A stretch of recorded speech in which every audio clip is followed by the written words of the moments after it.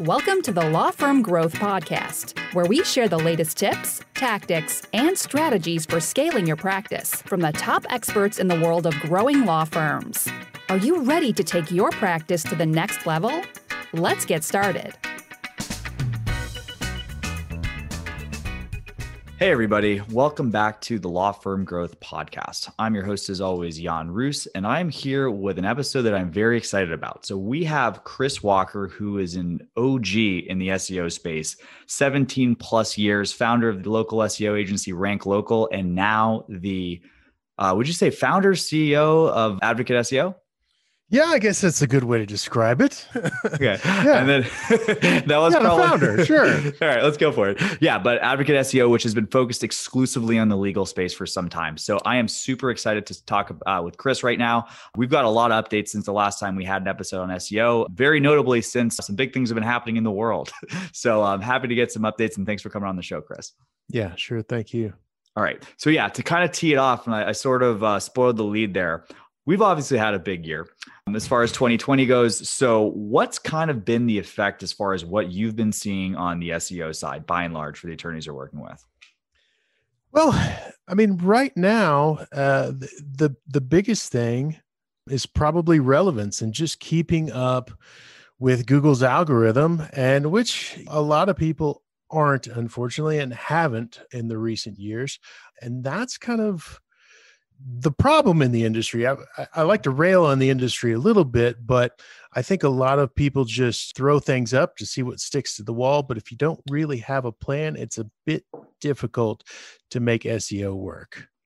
Yeah. And like, that's a thing. I mean, it's interesting because I've been in kind of the legal space for attorneys for a while. And one of the things I always thought about when I was thinking about the services that I want to work with clients on was that I do not want to half-ass SEO. You know, it's one of those things I feel like knowing part of the picture is going to get you into more hot water than other things too. But like, as far as kind of the changes that have been happening in the kind of recent years, it's been a super long time since I've taken a look at it. But like, what have been, in your opinion, kind of the big buckets of changes to the Google algorithm recently?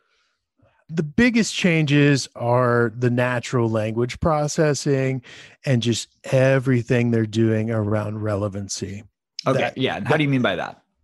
So they are taking a look more at websites on a whole level basis. So before, for instance, like big websites used to be able to build content, throw it up, and if you had a nice domain authority or whatever you want to refer to it as, you could almost rank overnight by throwing up an article on your website. Well, they're looking at different things now. They're looking at your website from a topical perspective. And are you an authority in your niche?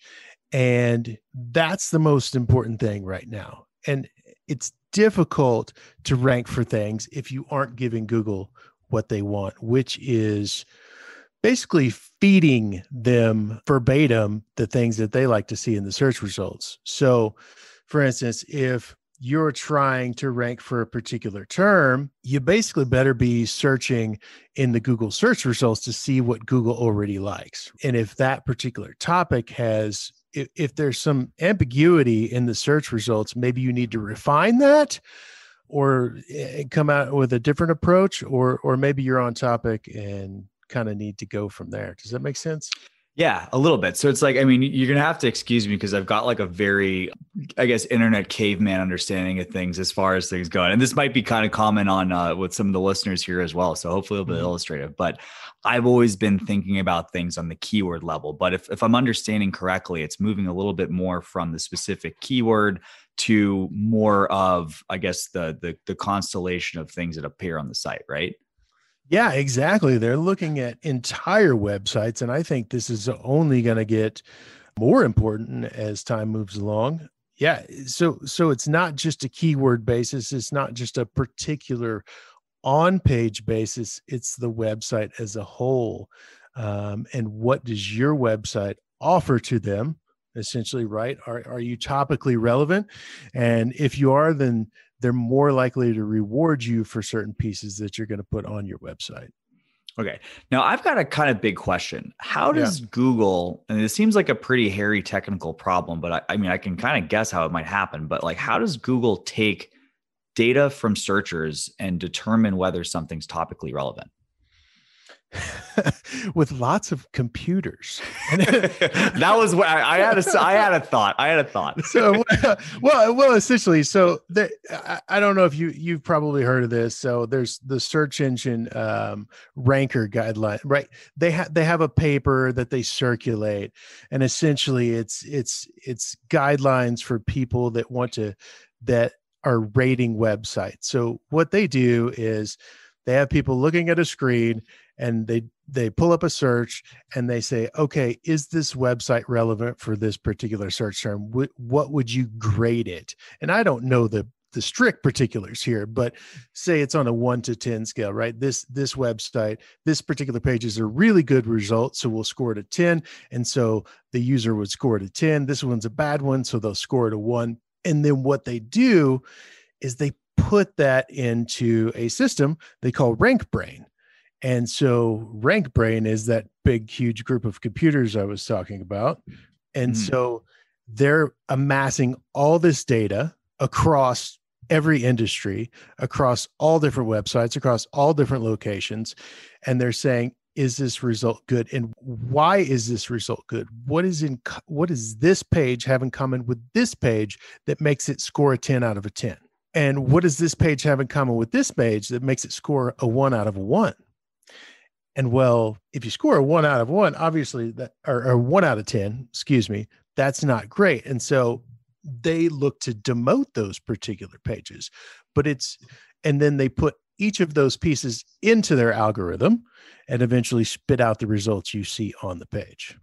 Okay, cool. So basically I was like, I found like there was a bunch of people are manually doing this, but they'll basically run that against the data that they do have. And then that's what probably like all that crazy stuff that they were doing with like cracking, chess or Go or something like that. Right. So like maybe your page that's a 1 out of 10 has like the crazy high contrast images. It's got the dancing baby GIF and right. Totally.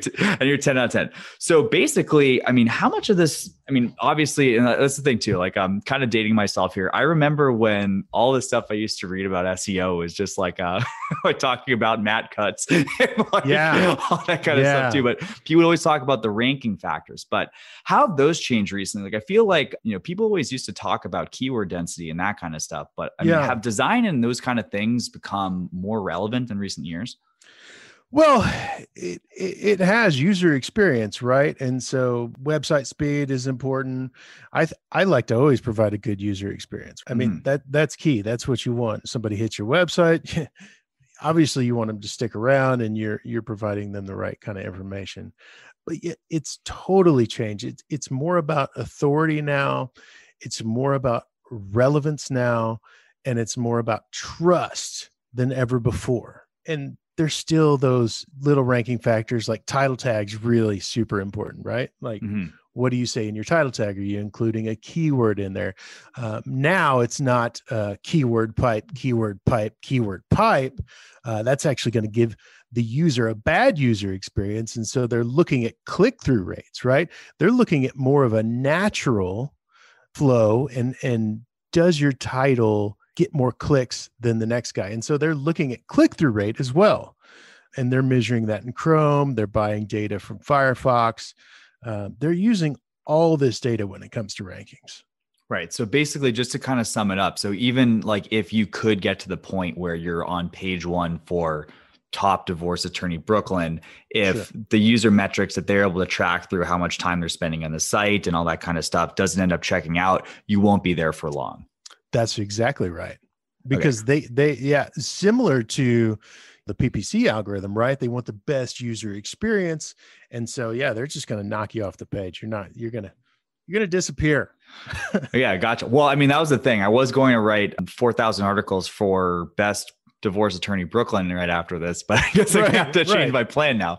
So you might need to do that. So, I guess, all right. So if I'm kind of getting this picture together, so basically, you need to provide authority on content. So how has that affected the content strategies that you've been recommending to your clients? I mean, like, I know things used to be very much like, hey, let's get let's get a list of how many searches are happening for XYZ keywords, write 500 words per article, blah, blah, blah, toss some links at it. We're hunky dory, right? It sounds like that's no longer the case. So what's how these changes been affecting the recommendations you've been making around content? So we like to get pretty flexible agreements with clients because things move quickly in this industry. And so, what we're doing is doing a lot of keyword research. We're using Ahrefs because they're the only keyword tool at that kind of price point that provides the internet. So they're purchasing the internet service provider data. So we can get pretty darn good data on what kind of searches are happening.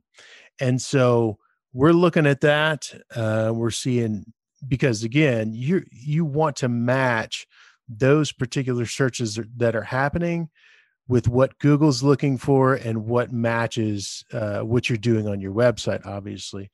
And if you're doing that, you will have success. Yeah, the whole, creating a bunch of articles and throwing them up just doesn't do the trick anymore. In fact, just recently, we just trimmed a site literally in half. This client came to us. We trimmed the site in half, right? Mm-hmm. Half the website's gone. I think it was like a 60-page website. So not huge, but we removed 30 pages of basically content that was not valuable at all and didn't lose any rankings whatsoever. That's really interesting. Yeah. Right. And so it's basically Google's looking at a site and they're saying, is this page actually providing value? Right. And so if the page is not providing value, so if it's not showing up in the SERPs and you're not giving Google exactly what they want, then they're going to ignore it essentially. Mm-hmm. And if you have more of those pages on your website, right, that Google ignores, then you do have high quality content, you're never going to get anywhere, right? And the problem in the SEO industry in general and everywhere right now is it's too often commonplace that that's what happens. And it's frustrating from a professional perspective, but I see it a lot. You have companies just pumping out content to pump out content, basically checking a box and just throwing up a piece, right? Mm-hmm. But if I can go in and remove half the website and the rankings increase, well, that doesn't make any logical sense, right? More content should be better results in the SERP. So it's just, that's one of the biggest changes recently with Google that most people don't understand, have no clue is actually happening. Yeah. It's really funny though. It's like, it's really easy to throw out a prompt there. Like, okay, cool. Here's the keyword. Get me 1,500 words on this, but it's a lot harder to say, hey, look, here's the topic. Provide some value that hasn't been seen before. Yeah. Right? And yeah, exactly. And that's the goal. And so kind of our thought on it is every page a resource, right? So if we produce a page of content for a client, we're coming at it from, we want this page to provide value for someone that might actually come to the website, see it, and potentially use this person's service, right? Mm-hmm. That's the goal. And if we're not doing that, then, well, it's not going to work out very well nowadays. Yeah. I mean, that seems like it's a huge challenge because if roll this back to like the proto days we were talking about earlier, it's like, if you kind of just knew, I mean, it's weird. People always used to talk about, oh man, like we got to clean up this spammy link profile. Sure. And that was something you'd always hear about when people were moving from, your Upwork freelancer to actually working with a proper SEO agency. Sure. But now what you're saying is, we on top of this, we have to, clean out the dead content. And that, I guess, was one of those things I guess people used to probably feel like they were really investing into an asset. But I guess at the end of the day, it's kind of the triumph of the white hat approach to things, right? It's like, I feel like people always used to say, over a long enough time period, things are going to tend towards, Google wants people to have a good user experience, right? Do you think like, is that more or less the trend that you've been seeing? And where do you think things are going to go in the near future? Well, I think that's exactly what they want. They want to have that good user experience, because ultimately, I mean, it's for them, right? They want to be able to serve the best results possible when somebody performs a search. And that's it, right? They're a little bit greedy in that regard, in that they want you to work hard for them, right? Yeah. But if you do, they will reward you. Keep that in mind. You just, have to do it the right way. And just, not very long ago, everybody was just like, create great content. But if you're not strategically thinking about the way you're creating that great content, you're kind of doomed from the start. And I think they're just going to tighten this down, and it's going to get even harder to kind of give Google what they want over the next year or two, for sure. Yeah. So it sounds like you definitely, you and I guess everyone else in the SEO industry, it's really got, your work cut out for you over the next thing. Cause it's like, back in the day, you used to have to know how to get links going, maybe have connections to a couple of content writers that could get things working out. But it seems like, you have to understand a lot of the stuff about the user. You need to understand probably some part of web design and, design principles. And on top of that, have, especially for legal, pretty specific domain expertise for a lot of the things that people are writing. So I know there's no average case, and then on top of that, there probably is still some sort of a link thing. I'm not really sure, but I'm going to figure it out. But like, as far as those different things, I guess, there's no average, but like, what would you say as far as the focus on an average client, like percentage wise, like what would you say is usually what's most astray or what people should be focusing on the most? What we do, really. I mean, what we talked about already, we're looking to create resources on individual pages, on individual websites, individual pages. Are those resources geared toward user experience? And then if you're doing that properly, and then also if you're doing the marketing, if you're doing the outreach and you're saying, hey, everybody, look at me, come link to us. That's a wildly important step that a lot of people miss as well. And really, it all comes down to competition, right? So it's what is your competition doing? If you're in a small town, saying you're in a town of 10 or 20,000, it's very, very different than if you're in New York City, right? Right. So you're going to have to work a whole lot harder there because there's just so much more competition, obviously. Yeah. And let's go into that a little bit too, because basically, we're kind of broaching this topic of local versus national. So like, when somebody's looking out to the outreach, does it make more sense to reach out to like, I don't know, the local high school paper or sponsor of basketball team or something like that? Or would it make sense to, shoot the moon and go for Forbes? And like, what kind of benefits could people expect out of consistently putting time into either of those? From a local perspective, reaching out to local folks is fantastic, actually. And it works really, really well. It's not always possible in some cases. If you're in a small town, it may be very difficult. Then you step out regionally, then you step out statewide. But and then we talk about like bigger sites, right? We don't typically chase a lot of bigger sites because what we found is that majority of the time it's just not worth the return. A link is, we do it for the links. I'm not going to lie, right? Because that in the end, that's what provides value. And so if you can get relevant content out there that is linking back to your pages that are providing value to users, then you're going to be in really, really good shape. I gotcha. And then kind of on the same topic of this local stuff, I feel like it's been very sexy lately to be talking about, oh, well, sites are dead. Looks like Google My Business and getting to the top of the snack pack on the maps is I'm not sure where I should transition out of that facetious voice, but all the rage these days. But so can you comment on that? And like, have you seen any big differences in that's happening? And like, I guess, what would you say to somebody who says like, well, maybe the maps are the only thing that matters these days anyway? Well, they're definitely not the only thing that matters. If you look in your analytics, you'll see that, right? But I think having a presence in both is important. So, if they see you once, if the user sees you once, if they're doing a search for a personal injury attorney in whatever location that they're at, if they see you once in the snack pack, and then if they see you in the organic, it's that instant recognition, right? And throw in an ad there too, and you'll be even better. Yeah, no, it's kind of like, it's like if you had the billboard on every side of the street, like the main drag in town, right? Right. Yeah.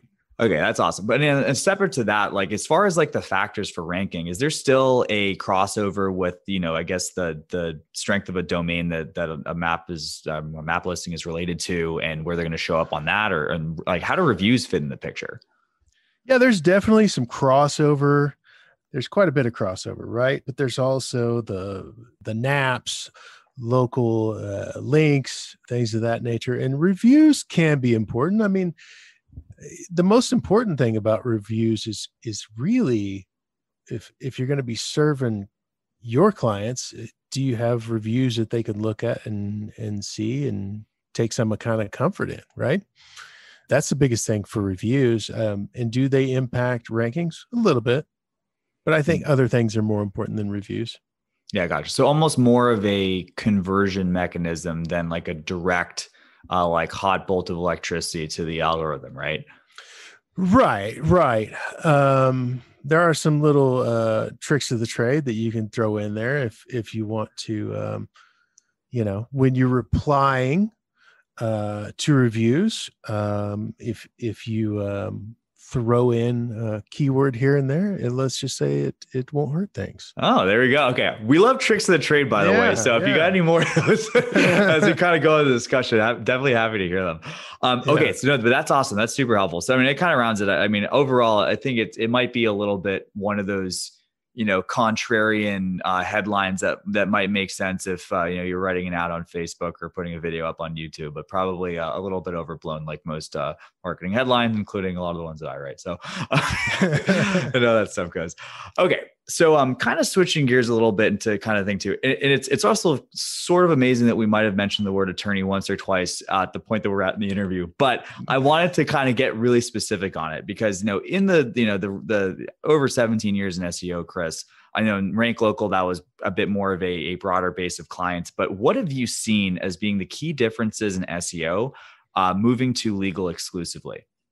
Well, the key differences is really digging in and understanding, and it goes back to what we talked about earlier, right? Is it takes a lot of work to do the research and find out what the user is looking for, and to write pieces that really resonate with them. That's a huge undertaking, and that's really the biggest difference. Although I think across SEO, it is somewhat the same, right? So the principles apply, but like in some way, it's like we might almost have seen just with these updates that are happening to the algorithm, kind of maybe, if not now, soon, the death of the general SEO agency. Like you almost have to go vertical or have people that have the domain expertise to accurately deliver in whatever vertical you're operating in. Yeah, well, it definitely helps speed things up. Right. It definitely helps speed things up. That's for sure. Yeah. And as far as timelines too, like it's kind of interesting. Like what kind of, this is the thing, like I know historically, a lot of times, a lot of people will saying, if you want to really get into the position where you're getting serious traffic on meaningful keywords, you're probably going to be looking at 6, 9, 12 months, right? Sure. Has that changed at all? And like, how has that affected? I could imagine there's probably a weird competitive dynamic, people who are, jumping in to take advantage of COVID, people who are pulling out because they got to tighten their belts. How have things been affected with just, the climate and what people have really been able to invest into SEO in the last little bit? Well, there was a time right there for a little bit where people were freaked out, I think. Yeah, for sure. Just kind of standing still for a bit. But I think it feels like things are picking back up. So that's good. Okay, gotcha. Yeah. So people are, I'm kind of waking up a little bit. And I mean, it also might be good too. I mean, like, I don't know what kind of you usually recommend. It's like, I mean, do you guys, I'm assuming that you guys have some sort of a content creation team on staff, but like, do you guys do that? Or do you recommend people ever boost their own thing? I imagine there's a lot of people that are just kind of sitting at home watching paint dry right now. So maybe it might be a good time to get into some content creation, right? Yeah, for sure. If you're comfortable with it. I mean, the main things, I think we touched it a little bit earlier, but definitely get a subscription to Ahrefs if you want to do your own, right? Get a subscription to Ahrefs. I think they have a basic subscription for like $100 or even less. And do your keyword research, right?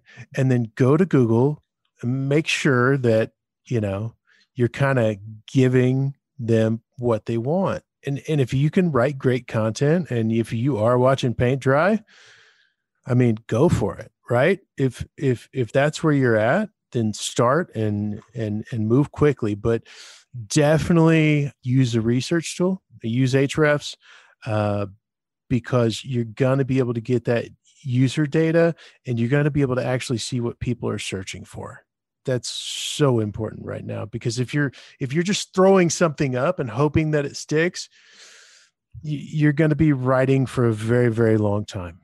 Right. Yeah. And like so many other things in the marketing world, it's like, making a little bit more of an investment up front is eventually going to save you a lot of time on the back end. And yes.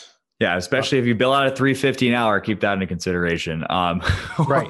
Or all the cases that you're not going to be billing out $350 an hour if you decide to figure this out on your own. It takes 9 months and you go nowhere. But anyway, so basically, okay. And then another kind of thing too, just a little couple rapid fire things. So a couple topics that have come up recently are kind of the effects of these sort of alternative media things. So YouTube being something that people are talking about, I see from time to time. Yep. Also, podcasts, right? Like, how are you seeing these? I mean, I feel like as time progresses, there's probably more of an ability for Google's robot army to process these increasingly more abstract things from text, right? So, sure. How's that been affecting this? Is this something that you guys are seeing with your clients?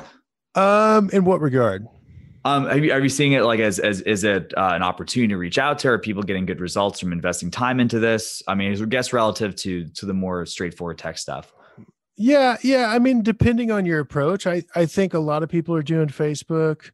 I see a lot of people doing YouTube.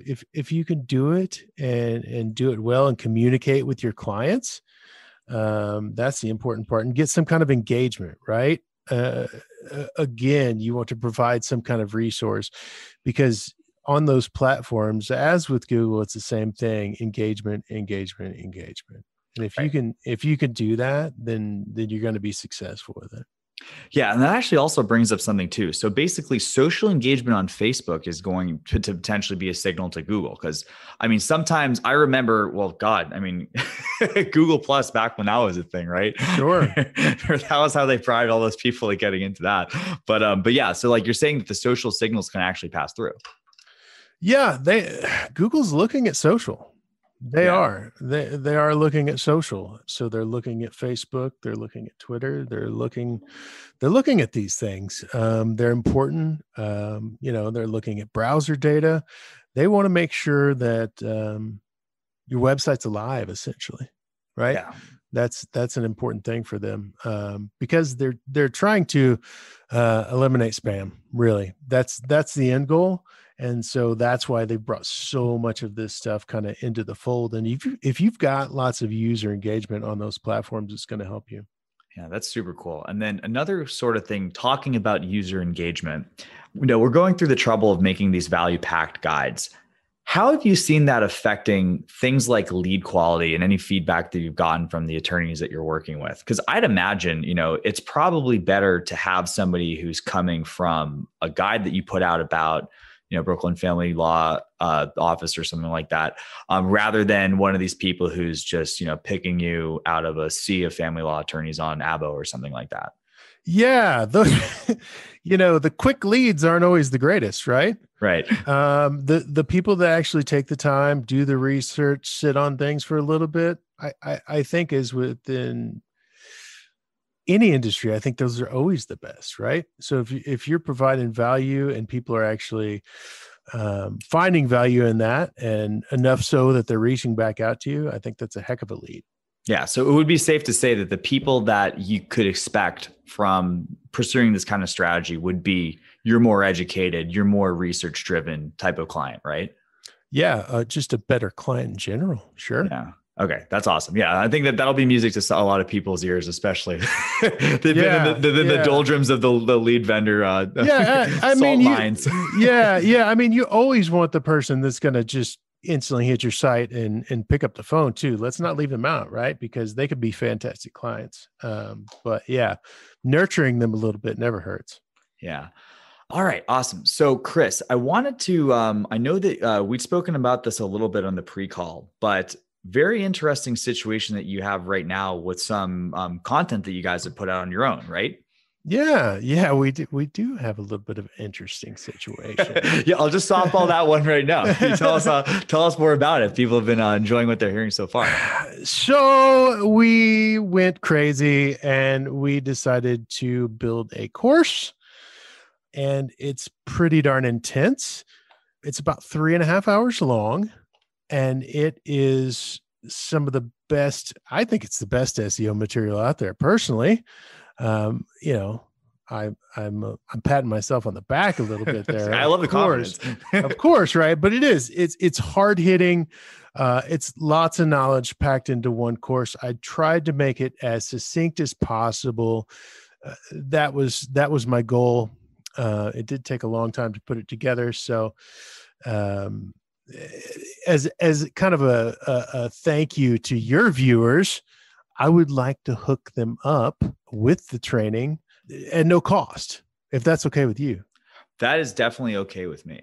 Okay, good. So guys and gals, if you're interested, of course, don't be blasting this on social or anything like it. Keep it to the podcast. Okay. You can go to attorneyseotraining.com/casefuel. One word.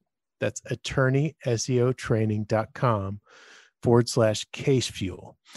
And you can sign right up and get access to the training at no cost. So if you're watching paint dry, man, this is a fantastic opportunity. Yeah, I was going to say, we're recording this at the end of October. I got to figure out when the specific launch date's going to be. But paint dry could be the least of our work. I'm just kidding. You are right. But Chris, that's awesome, Jen. I always, this is actually kind of funny. Someone was talking about this thing. Hey, y'all mind if I just add tremendous value right now? The answer's always going to be yes. But that's awesome and super generous offer, Chris. We super appreciate that. And I'll have that in the show notes for anyone who is listening to that on a podcast player. So we'll make sure that's hooked up. But I also want to add to just a little bit of parenthetical. One of the things I've really enjoyed about this conversation with Chris is that it's going beyond the tactics, right? If you were the person who was latching on to the tactics guy a year and a half ago or 3 years ago or 5 years ago or whatever, we always say the tactics change, the strategy remains the same. And what I get from speaking with Chris is that he deeply understands not only what's going to work today, but what's building things on a solid foundation that's going to last for years. So, I'll definitely be checking out the course. I don't think I'm going to be offering to the client portfolio at any point too, but it's good to know what's going on. And I think it's probably going to be some time well spent. So thank you so much for that, Chris. Yeah, you're welcome. All right. And I think that's pretty much it. Any other things as far as if somebody wants to reach out, what's the best way to get in touch? Just hit the website, advocateseo.com. That's basically the best way to get a hold of us. All right. Awesome. We'll have that in the show notes as well. All right. Awesome. So Chris, thanks again. It has been a slice. And for everyone else, we will be back with you next Tuesday at 8 a.m. Eastern on the Law Firm Growth Podcast. Thank you for listening to the Law Firm Growth Podcast. For show notes, free resources, and more, head on over to casefuel.com/podcast. Looking forward to catching up on the next episode.